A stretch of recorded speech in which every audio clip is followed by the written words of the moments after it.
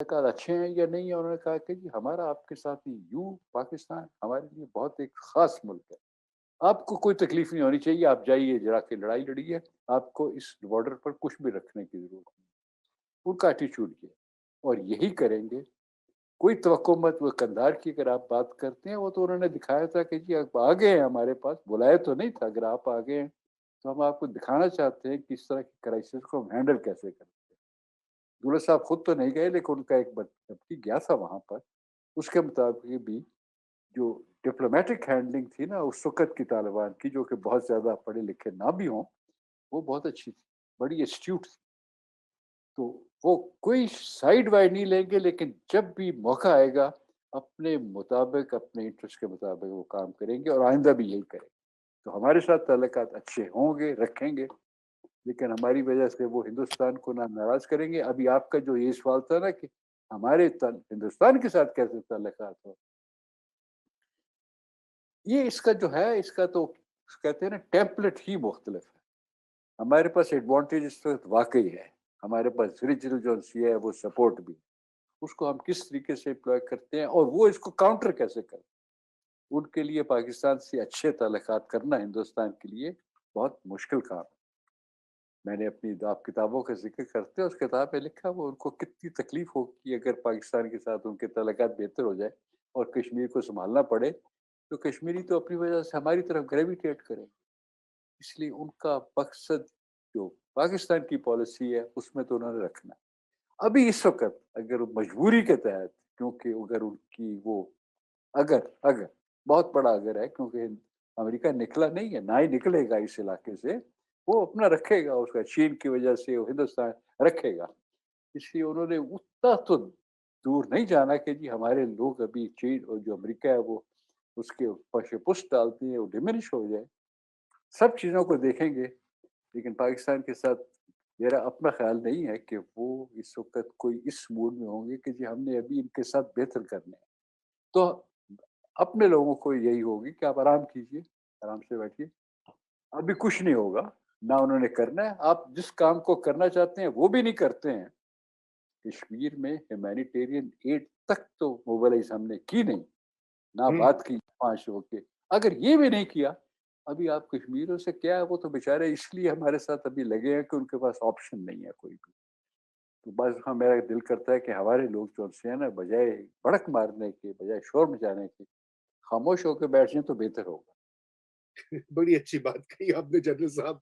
ये इसीलिए इसीलिए जो है ना फिर ऐसी ऐसी बातें आप कर जाते हैं तो फिर लोग जो है ना वो इतराज़ात करते हैं।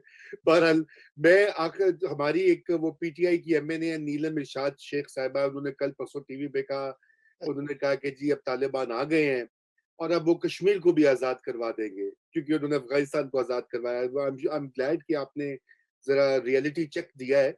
आई होप कि ये हम आपका क्लिप काट के उनको भेजेंगे भी। तो मेरे ख्याल से शो हमारा टाइम बिल्कुल खत्म हो चुका है।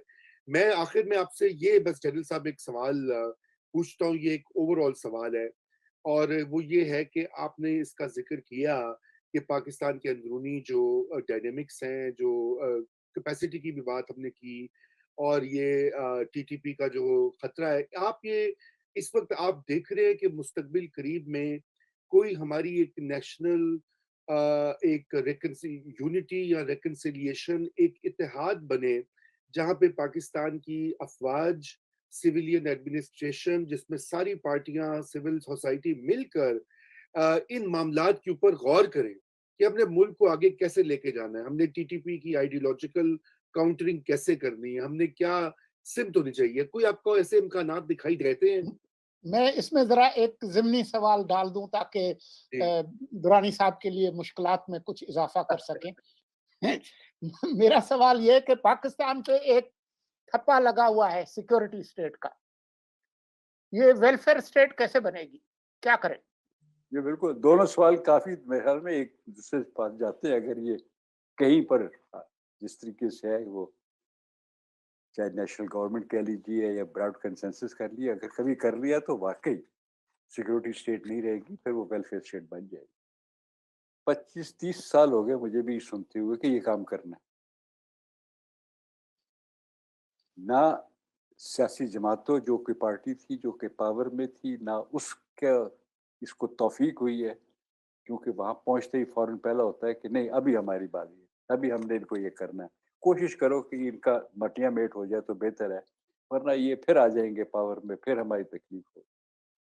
फ़ौज जब आती है उस वक़्त सँभालने में, उस वक़्त भी ये काम इसलिए नहीं होता कि जिन लोगों को उसने हटाया होता है ना, वो तो पॉपुलर पार्टीज़ होती है ना, या नवाज़ शरीफ वाली पार्टी हटा देंगे या पीपल्स पार्टी हटा देंगे, वो हमेशा उनके वो जो जाती है ना रॉन्ग साइड पर, तो उनसे भी नहीं होता। अगर आप लोग जो कहते हैं, मैं तो उसमें पूरा यकीन करता हूँ कि आप और कुछ नहीं तो जब हम अफ़गानिस्तान को कहते रहते हैं ना, हाँ भाई दूसरों को भी मिलाओ, ग्रैंड कंसेंसस बुलाओ, ग्रैंड बार्गेन करो वगैरह-वगैरह, यहाँ पर उसकी और भी ज़्यादा ज़रूरत है, क्योंकि वही मसला नहीं हुआ अभी तक। फ़ौज शायद ना कर सके ये सारा काम। आप लोग अगर जो है कोई किसी मूवमेंट बना के करते हैं तो बड़ा अच्छा हो जाएगा। लेकिन आपने कहा ना कि क्या नज़र आता है, मैंने कहा कि 25-30 साल से लोग कहते तो आए हैं, किसी में अभी तक इतनी हिम्मत नहीं हुई कि वो ये कर सके। आप ये बात चाहिए तो बहुत बड़ी बात है, छोटी-छोटी बातों की लोगों में हिम्मत नहीं होती। इलेक्टोरल रिफॉर्म्स आजकल एक और उन्होंने मसला छोड़ दिया, वो ना वो होती है, और उसकी वजह एक मैं फँस गया हूँ शायद एक ग्रुप में, आपको ख्याल है कि और कोई इसके पास है नहीं। जिन लोगों को होता है इसका फ़ायदा, जिसको आप कहना चाहिए ना, जैसे आप मिलिट्री इंडस्ट्रियल कॉम्प्लेक्स की वहाँ बात कर रहे थे, कुछ लोगों को है फ़ायदा इसी सिस्टम के अंदर, जी, उनके लले ठीक हो रहे हैं।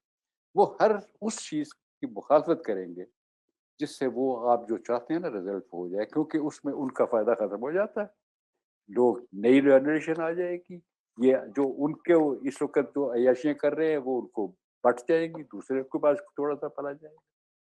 तो बिल्कुल। इस वजह से रुकते हैं ये लोग, और वो हैं, वो ताकतवर भी हैं, उनको लॉबीज़ भी हैं, वो डरा भी देते हैं किसी हुकूमत को, अगर कोई काम करना चाहे ना कि मैं करना चाहती हूँ, फ़ौरन डरा देंगे, "ओह नहीं जी अभी नहीं करना, अभी एफएटीएफ रहना है, तो अभी हिंदुस्तान भी है, तो कश्मीर भी है, तो खुदा न ख़ास्ता तालिबान आ जाएँगे।"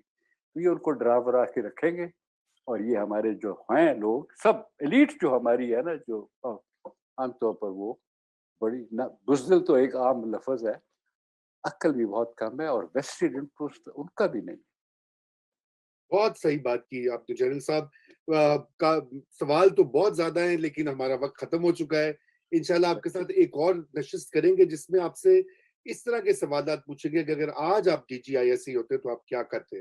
लेकिन अब ये अच्छा, अच्छा। इसलिए नहीं पूछ रहा अभी क्योंकि ये मुश्किल सवालात हैं। बहरहाल आपके वक़्त का बहुत शुक्रिया। थैंक यू सोलंकी साहब।